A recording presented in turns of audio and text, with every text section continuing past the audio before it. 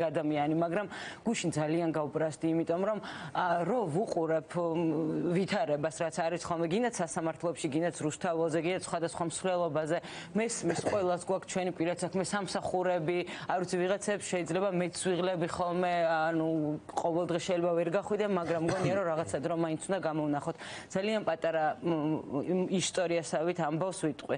გუშინ წინ სასამართლოში ვიყავით 11 პირის სასამართლო იყო ამ დროს და რატო ამოფეხა ამ დროს ვინ შევიდა შიგნით გასაგებია. ნუ რამდენიმე ადამიანი გარეთ დავრჩით, იმიტომ რომ ვეღარ შევედით, ვერ მოვასწარეთ, ვიღაცები ცოტა მერე მოვიდნენ და შიგნიდან ჩვენი მეგობრები წერდნენ, რომ ანდრო კითხულობს, რომ გარეთ ხალხი არისო და სურათებიო ჩააყარეთო და ჩვენ ესე ვანახებთო, მივაახლოვებთ.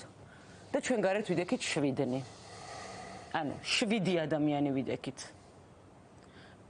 ერთმანეთის ხო შევქრცვა, სხვების ნაცვლადაც ხო შევქრცვა, პატიმრების ხო შევქრცვა. ამით იცით რისი თქმა მინდა, ის კი არა რომ მე მინდა იქ რო დაგინახოთ ან ბექას ან ვინმე სხვას. ის ადამიანები კიდე სხვანაირად განიცდიან იმას, რომ გარეთ ვეღარ ხედავენ იმას, რასაც მაგალითად 2 თვის წინ ხედავდნენ. სულ სხვანაირად აღიქვამენ გისოსებს მიღმამყოფი ადამიანები რა ხდება გარეთ და წარმოდგენაც არ მინდა რას განიცდიან ხოლმე და მე სულ მაგას ვფიქრობ, რომ მართლა ღამე როგორ უნდა დამეძინოს, რომ აი რო გამახსენდება, რომ სანდრო ცხადაძე მარტო იყო